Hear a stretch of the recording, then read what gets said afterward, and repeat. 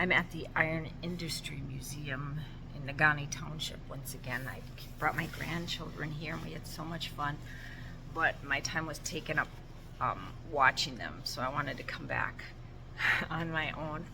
Only this time I came kind of close to closing, so I'm trying to take everything in. And I noticed these hobnailed boats. I noticed these hobnailed boots, and I thought, those are pretty cool.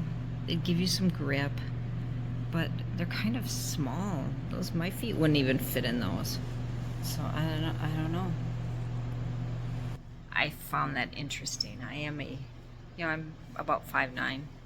I'm not small by any means, but I'm not huge either.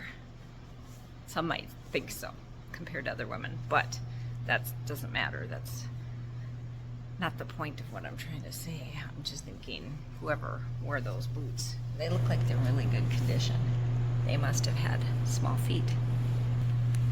Now I picked up these shoes that have these wide toe boxes. I'm trying them out. So my feet do look big. They kind of look like clown feet, don't they?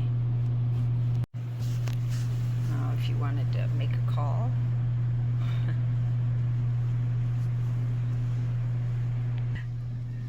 that reminds me, I saw a video yesterday from when the telephone system was switching to dial, and they were explaining how to use the dial phones. Let's use this demonstration model to dial our number.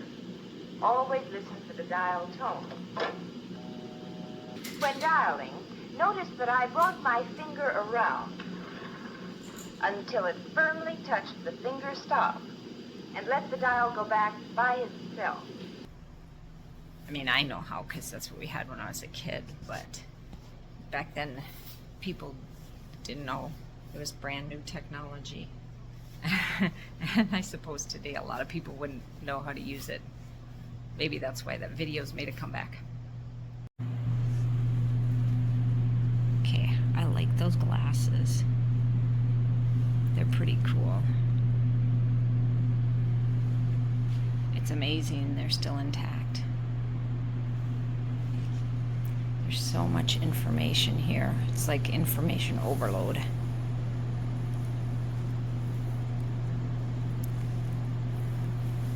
Wow, talk about safety shoes. Look at those. Steel-toed. You just stick them on your boots.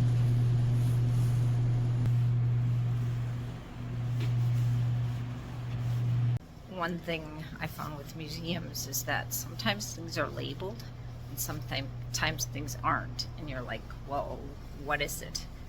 So, I mean, for instance, some things you just know, like this stuff. You're like, okay, I can figure that out. That's a huge nut, you know. And there's an engine, but it doesn't. Maybe if you watch the videos they have, it will tell you more. But I was looking here, and I said, huh, what are these ribbons, medallions, ribbons for? There's not an X. Oh, it says at work and home, miners commonly organize themselves by ethnicity. Maybe that's what that is. Maybe those are for the different ethnic backgrounds. Well, that's interesting. I'm going to look that up at home and find out for sure.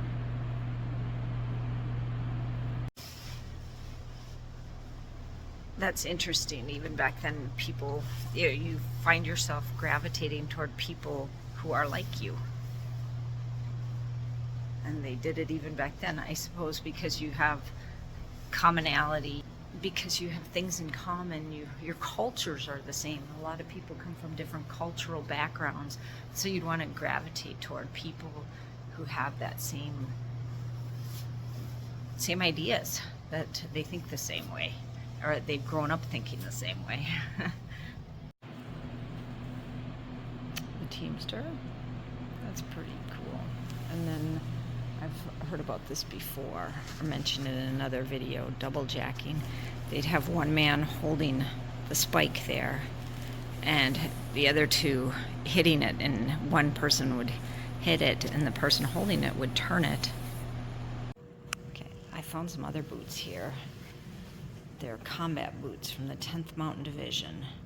A first-generation German-American wore these boots as a 10th Mountain Division medic before returning to the UP community of Engadine, where he became the village barber after the war. Okay. He had bigger feet. Those would be too big for me. More ore to win the war.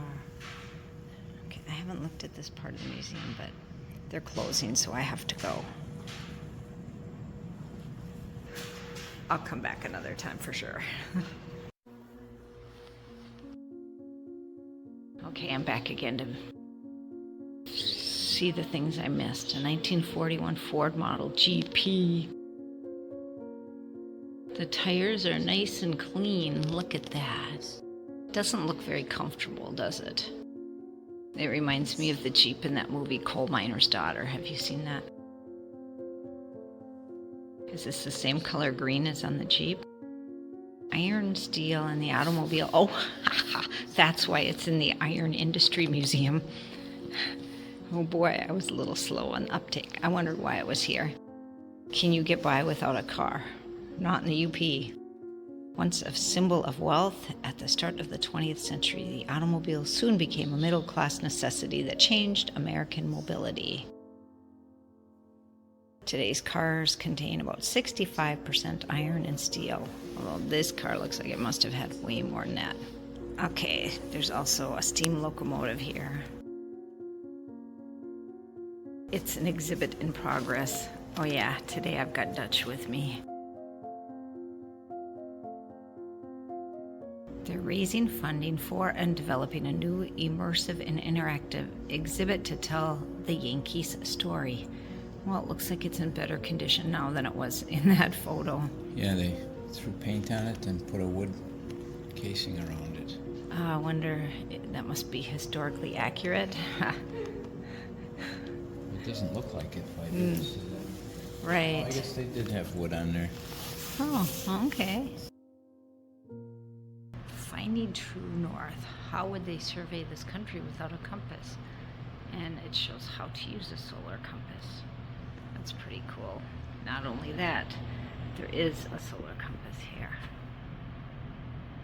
Not only were they hiking across the country, they were carrying all this equipment with them.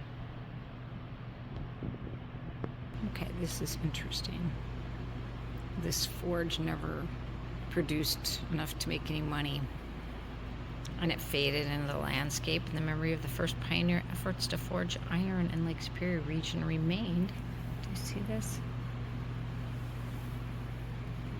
Cleveland Cliffs, the Carp River Forge Bicentennial Park Association, and the Marquette County all donated land that became the site of the Michigan Iron Industry Museum. So that must be the Carp River right outside. Let's go take a look. I was reading all this information about the Carp River, and I'm like, where is the Carp River? And we were right here on the land where they had the forge.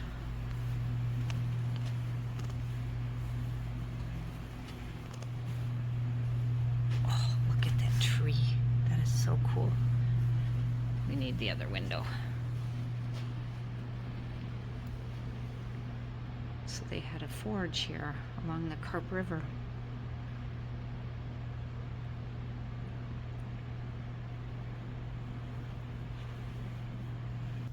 It all makes sense now.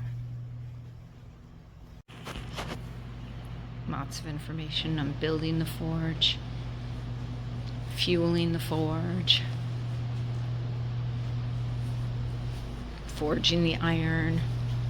Carp River forging site, Marquette County, Michigan.